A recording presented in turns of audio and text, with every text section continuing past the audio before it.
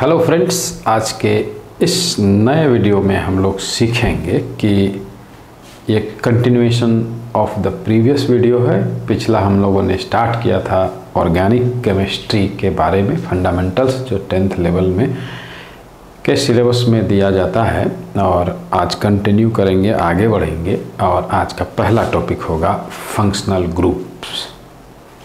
तो पहले समझते हैं कि फंक्शनल ग्रुप क्या होता है।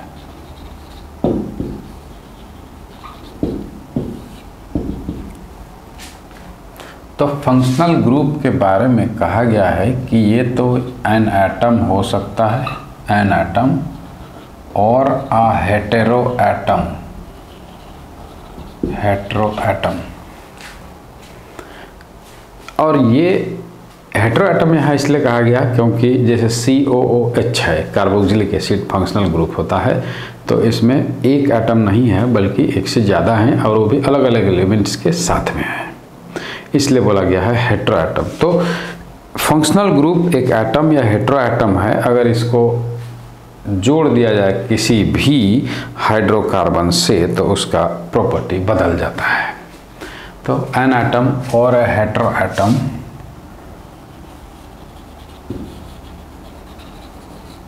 when joined in a specific manner,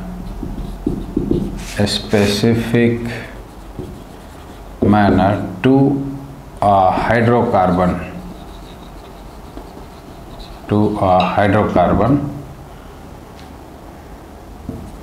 it defines the chemical properties of that compound। मतलब जो नया कंपाउंड बनेगा उसका केमिकल प्रॉपर्टी बिल्कुल उसके आधार पर होता है जो फंक्शनल ग्रुप उससे जुड़ा हुआ है। अब यहाँ पर हम लोग कुछ एग्जाम्पल्स लेंगे जो सिलेबस में दिया हुआ है। सबसे पहला फंक्शनल ग्रुप जो हमें पढ़ना है वो है हैलाइड।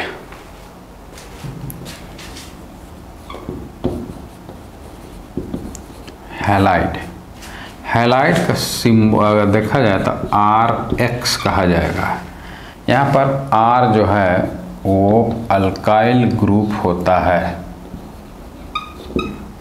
अल्काइल ग्रुप कैसे बनेगा वो भी शॉर्ट में समझ लीजिए।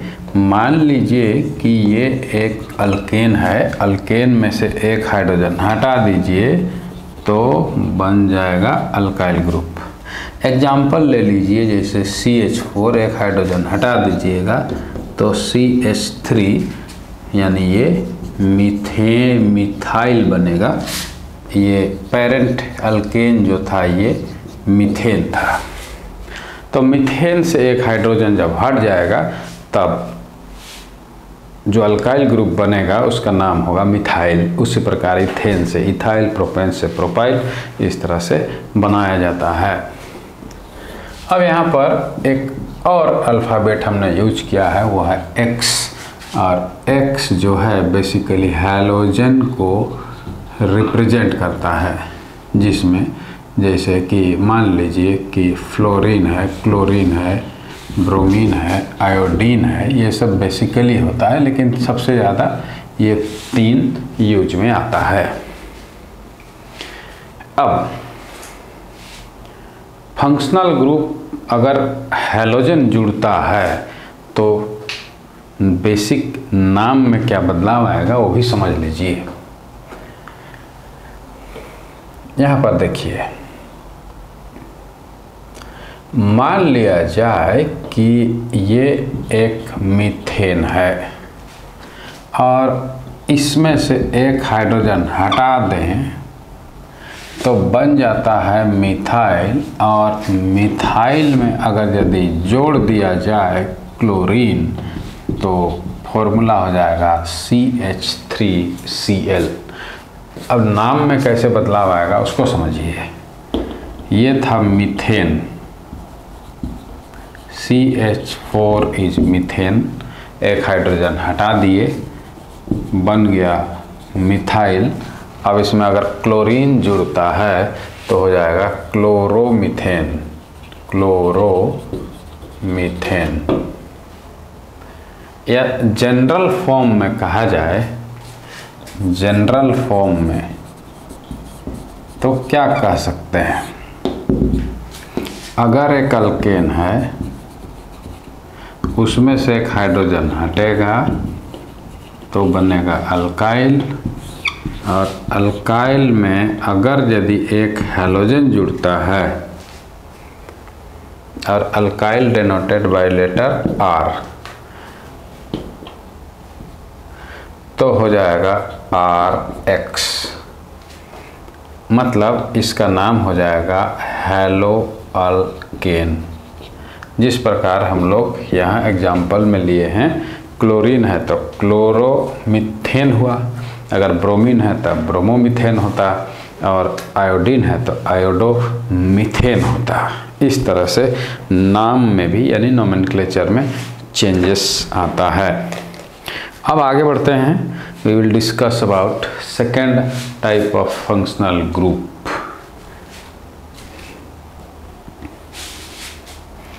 और वो है हाइड्रोक्सील।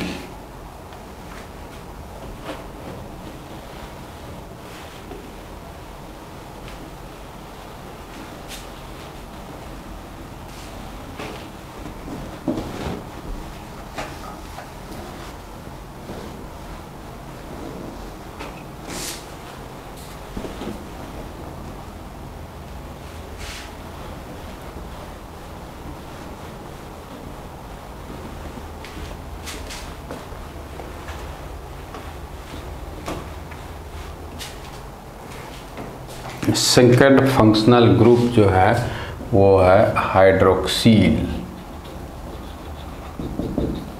हाइड्रोक्सील का जनरल रिप्रेजेंटेशन है ROH। यहाँ पर समझना होगा कि नाम में कैसे मॉडिफिकेशन होता है। मान लीजिए कि ये एक अल्केन है और इसमें से एक हाइड्रोजन हट जाता है तो बनेगा अल्काइल, और इसमें अगर यदि उसके जगह पर रिप्लेस होता है OH तो हो जाएगा अल्कानोल। एग्जाम्पल के रूप में लीजिए C2H6 मतलब इथेन है, इथेन से एक हाइड्रोजन हटा दीजिएगा तो C2H5E, इसका मतलब इथाइल हो जाएगा, और इथाइल में अगर एक OH आ जाए तो C2H5OH, और वो इथानॉल कहलाएगा। समटाइम्स कुछ स्टूडेंट्स ये कहते हैं मुझे कि सर आप इसको इंग्लिश में क्यों नहीं पढ़ाते हैं। मैं इंग्लिश में ही पढ़ाता हूँ, लेकिन ये हिंदी में है, लेकिन लिख रहा हूँ इंग्लिश में क्योंकि ट्रांसफॉर्मेशन आपको आसान होगी। और दूसरी बात है कि इस सिद्धांत पर भी चलना चाहिए, या चलता हूँ मैं, कि भाषा ज्ञान का परिचायक नहीं होता है। मतलब साइंस को समझने के लिए ऐसा नहीं है कि आप इंग्लिश जानेंगे तो ही साइंस समझ में आएगा। तो फिर क्या जर्मन लोग कोई इन्वेंशन नहीं किए, फ्रेंच कोई इन्वेंशन नहीं किए, रशियन कोई इन्वेंशन नहीं किए? इन सभी देशों ने अपने अपने तरीके, अपने अपने भाषा में खोज की, उसी भाषा में समझे, उसी भाषा में एक्सप्लेन भी किए। तो साइंस में क्या ग्रीक और लैटिन में पढ़ाया जाए? नहीं। अगर इंडिया में जो भाषा आपके क्षेत्र में समझ में आए, जिससे आपको कंफर्टेबल ज़्यादा हैं, तो उस भाषा में आप समझिए। पढ़ाया जो भी जा रहा हो उसको समझने की कोशिश कीजिए, क्योंकि मेरे जो स्टूडेंट्स जो मुझसे जुड़ते हैं ज़्यादातर वो हिंदी भाषी हैं, इसलिए मैं कोशिश करता हूँ कि हिंदी में ही एक्सप्लेन करूं। हालांकि language should not be a barrier in learning. So let us continue with our topics ahead. तो अब यहाँ पर ये रहा एग्जाम्पल जिसमें वो जुड़ेगा, नाम में याद रखिएगा सफिक्स में OL हो जाता है यहाँ पर। आगे बढ़ते हैं। थर्ड फंक्शनल ग्रुप लेते हैं एल्डिहाइड। एल्डिहाइड, इसको जनरल फार्मूला के तरीके से लिखा जाए तो ऐसा, और स्ट्रक्चरल फार्मूला के फॉर्म में अगर आप लिखना चाहें तो आप इसको इस तरीके से लिख सकते हैं, RCHO। अब इसमें देखिए चेंज जनरल फॉर्म में कैसे आएगा। हालांकि यहाँ पर नाम में नोट कीजिएगा, यहाँ से कार्बन शुरू हो रहा है, नाम में मॉडिफिकेशन होगा।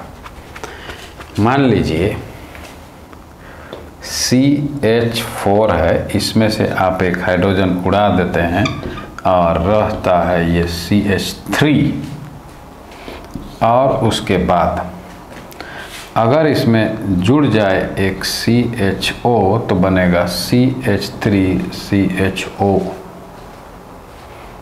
क्वेश्चन अराइज होता है कि नाम में एक N जो है वो बढ़ेगा, इसलिए देखिएगा यहाँ पर सिंगल कार्बन था इसलिए मिथ, सिंगल बॉन्ड है मीथेन। अब यहाँ पर हो जाएगा इथानॉल, इथानॉल, ए नहीं है, ए है ये, इथानॉल। एल्डिहाइड में मतलब 1-2 carbon, therefore we call ethanol. Single bond है कार्बन्स के बीच में तो हम लोग इथेन कैटेगरी में रखते हैं। अल्केन्स होता है, डबल बॉन्ड है तो अल्कीन, और ट्रिपल बॉन्ड है तो अल्काइन। इस प्रकार नाम में मॉडिफाई होगा। फोर्थ लिया जाए कीटो ग्रुप। कीटो ग्रुप का जनरल फॉर्मूला हो सकता है RC डबल बॉन्ड OR, मतलब अल्काइल ग्रुप सेम रह सकता है या फिर अल्काइल ग्रुप वेरी भी कर सकता है। मान के चलिए हम यहाँ पर एग्जांपल देते हैं। सेम फंक्शनल ग्रुप अगर यदि आप रखते हैं और इस तरीके से आप लिखिएगा, दोनों साइड मिथाइल ग्रुप है इसलिए RR, मतलब represented by same alkyl group. तो नाम देखिए 1 2 3, सेकेंड कार्बन में यहाँ पर कीटोन ग्रुप है, इसलिए इसका नाम होगा 1 2 3, तो प्रोपान, प्रोपान डैश 2ONE। या कॉमन नेम जो होगा, कॉमन नेम, और इसी का कॉमन नेम अगर कहा जाए तो प्रोपानोन, प्रोपानोन हो जाएगा। और ये है IUPAC नेम,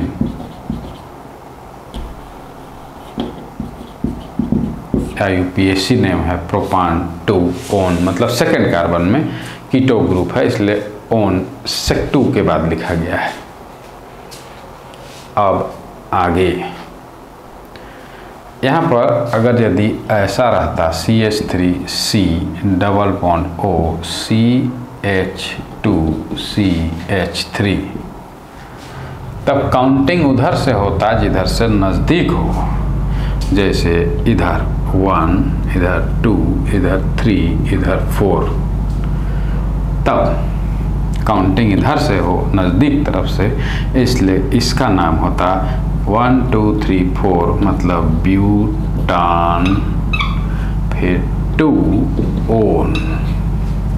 तो ये रहता IUPAC नेम, ब्यूटान 2 ओन या सिंपली ब्यूटानोन। अब आगे बढ़ते हैं। दूसरा कीटो ग्रुप है वो है दूसरा फंक्शनल ग्रुप है जो हमें पढ़ना है वो है कार्बोक्सिलिक एसिड।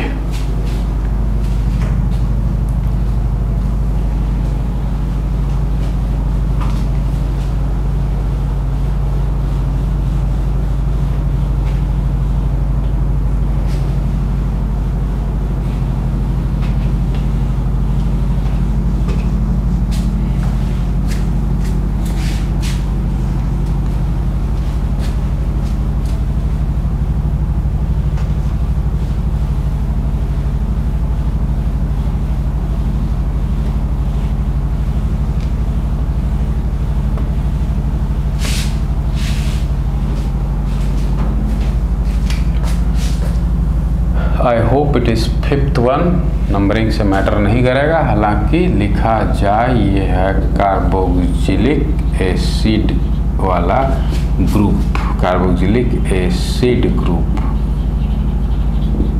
और इसमें शो किया जाता है RCOOH। कुछ लोग इसको इस तरीके से भी शो करते हैं स्ट्रक्चरल फॉर्म में C डबल बॉन्ड OOH। अब आगे बढ़ते हैं। यहाँ पर भी सिंस एक कार्बन है तो नाम में एडवांसमेंट होता है, लेकिन नाम को समझिए कि फंक्शनल ग्रुप कैसे। मान लीजिए अल्काइल ग्रुप CH3 है और इसमें COOH जुड़ जाएगा तो नाम होगा इथानोइक एसिड। 1 2 ethanoic acid.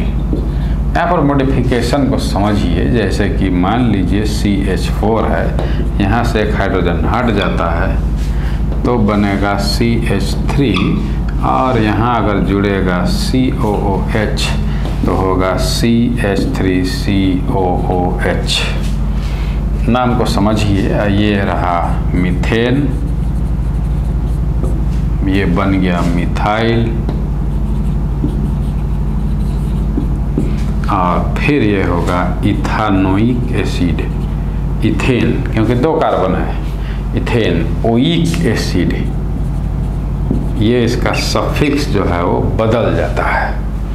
इस तरीके से आपको याद रखना है। एक और फंक्शनल ग्रुप है ICSE के बुक में, हालांकि CBSE में ये इथर्स नहीं पढ़ना है, लेकिन इसको शॉर्ट में हम लोग समझ लेते हैं। इथर्स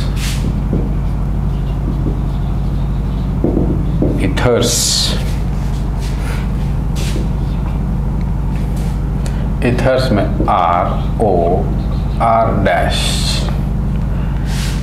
जैसे एग्जाम्पल ले लीजिए CH3OCH3, इसका नाम होगा मिथॉक्सी मीथेन, मिथॉक्सी मीथेन। दूसरा CH3OC2H5, तब यहाँ पर इसका नाम होगा मिथॉक्सी, यहाँ तक का नाम है मिथॉक्सी, मिथॉक्सी ईथेन।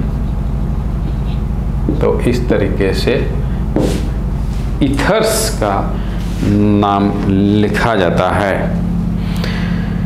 यहाँ पर एक और बात है रिलेटेड टू फंक्शनल ग्रुप, उसको अभी कंप्लीट करते हैं। वो है कैरेक्टरिस्टिक्स ऑफ फंक्शनल ग्रुप्स।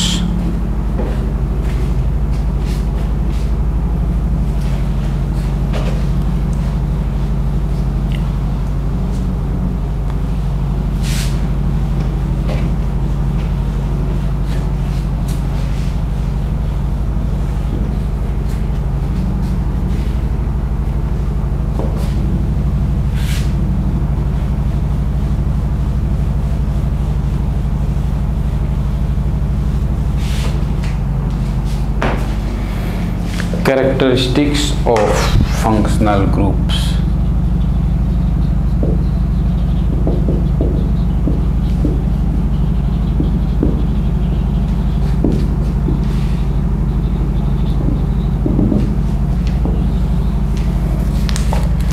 पहला characteristics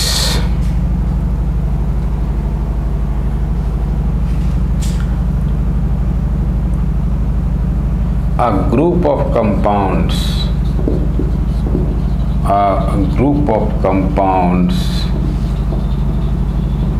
having same functional group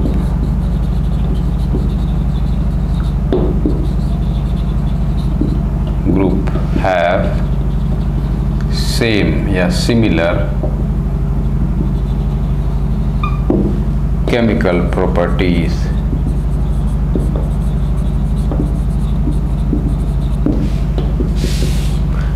यहाँ पर कहा जा रहा है कि मान के चलिए जैसे CH3Cl है या C2H5Cl है, क्लोरोमीथेन कहिए या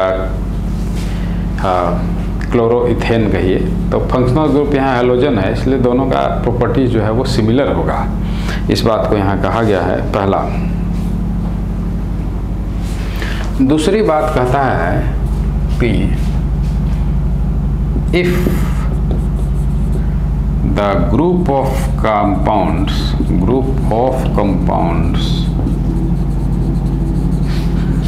have different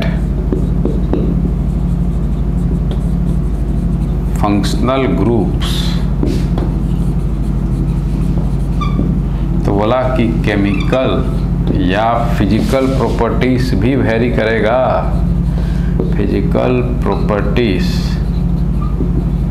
आर डिफरेंट, मतलब फंक्शनल ग्रुप अगर वेरी करता है तो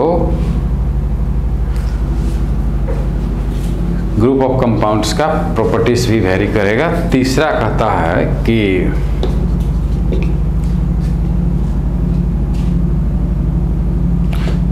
members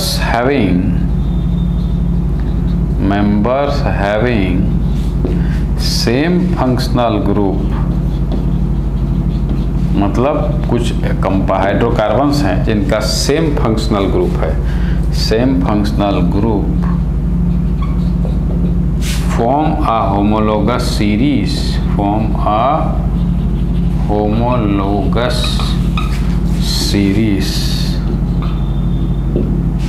मान के चलिए homologous series of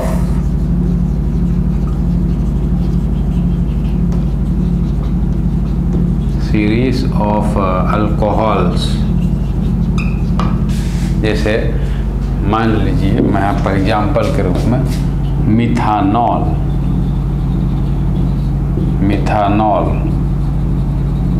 ethanol, प्रोपानॉल, butanol, पेंटानॉल, इस तरीके से सेम फंक्शनल ग्रुप अगर मेंबर्स में हो तो उनका होमोलोगस सीरीज बन सकता है। पॉसिबिलिटीज है, जैसे कि अल्केन अल्काइन में आप पढ़ते हैं उसी प्रकार कार्बोक्सिलिक एसिड हो, कीटोन हो, या जो भी functional group we have discussed today, उन सब का होमोलोगस सीरीज फॉर्म होता है। तो यहाँ पर इस क्लास को यहीं पर अंत करेंगे और अगले क्लास में फिर आगे डिस्कस करेंगे। तो यहाँ तक मुझे उम्मीद है कि फंक्शनल ग्रुप्स क्या होता है वो आपको समझ में आया होगा। कोशिश कीजिए, रिवाइज कीजिए, बार बार देखिए, समझिए और समझ में आए, बेहतर समझ में आए तो अपने फ्रेंड्स से भी डिस्कस कीजिए इस बात को, जैसे कि डिस्कशन जब आप करेंगे तो आपको ज़्यादा समझ में आएगा। और हालांकि शेयर भी कीजिए ताकि आपस में समझिए और दूसरों को भी हेल्प कीजिए समझने में। जैसे कि मैं इसको रिकॉर्ड करने के पीछे या बच्चों को ऑनलाइन मोड में या इसको अपलोड करने के पीछे मकसद यही है कि हम एक बार समझाएं और ये कई लोगों को कई बार, जितनी बार वो चाहें उतना बार वो मिले, इसलिए इसको कोशिश किया जा रहा है कि मैं इसको बताऊं। तो thank you for being with me और इस क्लास का अंत यही करते हैं। धन्यवाद।